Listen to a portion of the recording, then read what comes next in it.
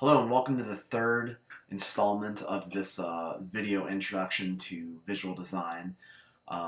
This is the last video that I'm going to have created for the class, and if you haven't done so already, I would recommend jumping and checking out the introduction video and the visual design elements video before you actually watch this one. We're going to be building on some of what we've talked about already in those two video clips here in a little bit more detail. So you'll kind of want to know that stuff. It's going to be there implicitly, but you'll kind of want to know that stuff before you go and watch this video. So this is, again, the third one. We're going to be talking about visual design principles in this video.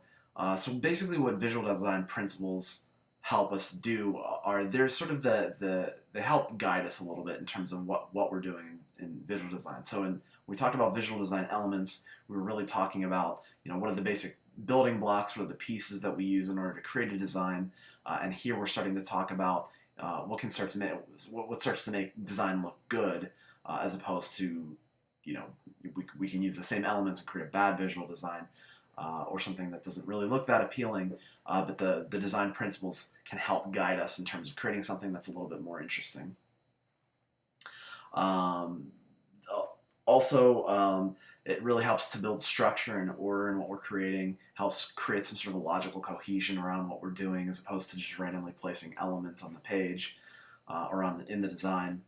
And it's based on what we expect in terms of when we see an image, when we analyze and break down an image, what do we expect it to look like? And these visual design principles are built on that. They're actually derived from principles that have come through and been created as a result of something known as Gestalt psychology.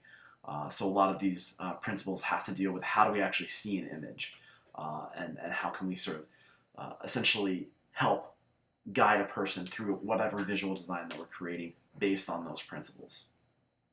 Okay, now there's a couple things that design principles are not going to do for us. First of all, they are not going to be step-by-step procedures of how we can actually create good-looking designs. That's not what they're effective for. They're sort of better guides so that we can analyze what we're creating as we're creating and saying, okay, well, how are we following these principles? How are they coming into play? You still need to be able to follow what just looks good. You start to create that as you gain experience. So in this class, early on, you're not going to have a whole lot of experience. You have some experience because you've seen images all your life, so you know what looks good and what doesn't look good in general. But as you start to get involved with the creation of those, you'll refine that even further. The other thing is a lot of these design principles are also open to interpretation. So again, they're not hard and fast rules. They're not very specific, but they're much more generally defined and generally applicable to what you're creating. Sometimes the best thing that you can do is to break a design principle. Not all the times, but in some cases where our expectations are set up in a certain way that we're expecting to see something in a particular way, breaking the design principle can actually make it a little bit more engaging and more interesting and appealing to people, to your audience. But before we actually jump into that, we need to know what those rules are first. Now, there's going to be 7 design principles we're going to be talking about. The first are what is known as CARP design principles, and we'll go through those in a second. We'll be talking about visual flow, we'll be talking about visual balance, and we'll talk about visual hierarchy, which really allows us to tie everything together, all the other design principles together. Okay, so to begin with, let's talk about these CARP design principles. There's 4 of them. The CARP stands for contrast, alignment, repetition, proximity. Now, they're usually grouped together as CARP because sometimes when people start with the bare minimums of design principles, these are the very 4 basic ones that they talk about. Let's start with contrast. Contrast is potentially maybe the most important design principle amongst all of them. Contrast is essentially using opposing elements in relationship to each other somehow. And generally when this happens, what it does is visually it draws the audience's attention in some way. This has a strong connection with both emphasis and importance, and also ordering the information. Contrast can occur in a number of different things. The most common are probably things such as color, so contrasting colors in the image, for example, white and black. Could be shape, could be the kind of line or alignment that we created, happens in motion, the amount of space around things, pretty much anything. Okay, so take a look at this image. I want you to focus on what are the contrasting elements here? Where are they occurring? And pause the video. Okay, so let me tell you about what I'm seeing. First of all, I'm seeing contrast between color. We got white and black, and then we invert the text color. This inversion actually helps so that we can actually easily read the black text in the white background and the white text in the black background. We've got size differences. Again, that has sort of tells us there's something with regard to the importance of the larger words. We've got orientation differences. So some are horizontally, some of the words are horizontal, some are vertical. In this case, this probably has more to do with just trying to create a heart in some sort of way in the design. And then lastly, what we have is a difference, a contrast in positions. We've got the words having to do more with love on the left side and words having to do more with hate on the right side.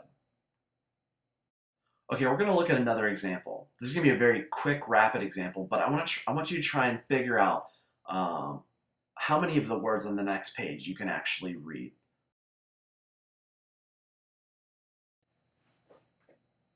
Okay, so now take a second, pause the video, and write down what you think you saw. So just take 1 second. Okay, so I'll read the text from beginning to end. It says, "I am first," and then there's a space between it. And then it says, "This text demonstrates the contrast between this dense, small text and the simple text on the left. The eye is naturally drawn to the block of text to the left because it stands apart. In some sense, the eye gravitates to something more simple before moving on to something that will be more complex, requiring more cognitive resources to process this dense prose. Using white space effectively can create immediate effects." So I would guess that most people got "I am first." You might have gotten a couple of the words out of the other denser paragraph. Definitely, when we've got that much text there, it just becomes too much to process all of it. The one other thing that I wanted to point out is that I don't know if anyone noticed, but the text actually gets cut off at the end near immediate effects. I would be surprised if anyone actually read down that far, but there it is. Okay, so that was the C in contrast. Let's talk about the A. A stands for alignment here. So basically what alignment tells us is essentially we look for lines in whatever we're looking at visually. These lines can help us to determine relationships between both like and unlike objects and symbols and forms. They can help us distinguish direction, importance, categorization, and it can even help us link physically separate paragraphs when we're reading a piece of text.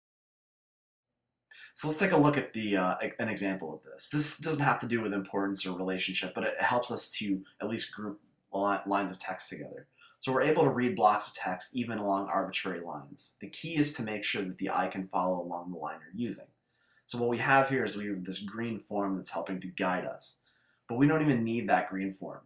We can even read it when there is no visual guide. Our eyes can naturally fill in the gap where that line is if we need it.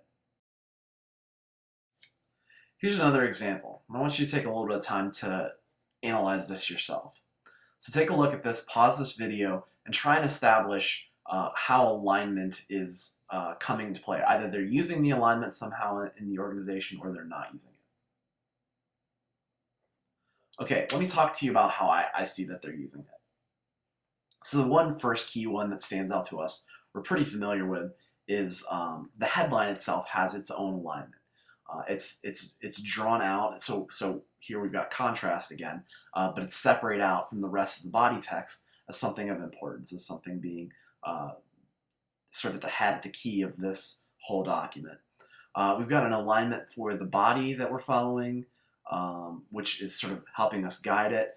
We follow along through that paragraph to where the little man in the hat image is. We also can see an alignment, even though it's not aligned along the alignment, but we can see the image of the woman in the center of the alignment down at the bottom. Okay, so while the left hand has really strong alignments that we can follow, the right hand side is a little less clear. First of all, with the man at the top of the image, we see a line coming across the middle of the page. It doesn't really have much to do with anything. And furthermore, the text that's there is kind of randomly placed in relationship to that. Furthermore, we have that "Are you ready?" text. That's pretty, it's kind of off in its own separate space. It's not aligned with really anything else. It's off from that right edge of the image. And lastly, we can see something where it's breaking alignment a little bit, but it is using what's there, where the king is actually using the space created by the form of the rest of the text. So here we're actually creating some sort of a novel alignment because of the shapes created in the image. Okay, so let's look at yet another example of alignment. Here we can see that we can follow any line regardless of shape, color, or separations. We visually fill in the gaps to take this line up at the top. We follow the green line. We go through the physical separations. We switch into an orange circle, and it follows us right to the center point of that circle. Okay, so we've been through contrast, we've been through alignment. The R in CARP stands for repetition. One of the key things about human psychology is we are outstanding pattern matchers. We do it all the time. We do it with faces, we do it with textures, we do it with any kinds of images that we see. We are just all about pattern matching. So anything that falls into this category can include things like logos, taglines and mottos, shapes, forms, and colors, and any related sort of symbols along those lines. One last thing about repetition is it's a great way to build branding and identity, as we'll show in this next example. Okay, so looking at this image, what we see here is essentially using different identity elements to help, through repetition, create a consistency across multiple documents. So in the top left-hand corner, we could say, okay, this is some sort of a business card. We've got some sort of the name in a certain typeface. We have a symbol that can form the logo, for example, and some other kinds of features. On the next middle slide, what we have is essentially what is a letterhead with a watermark. We're using those symbols again, they're just faded out. On the top right, we could say maybe this would be a billboard, and what we're doing is we're starting to decompose and deconstruct some of those identity elements to help sort of play into the message that we're talking about, follow the dots. So we deconstruct the dots. And lastly, we can, at the bottom left, it could be a website. And we can just deconstruct and reform that message.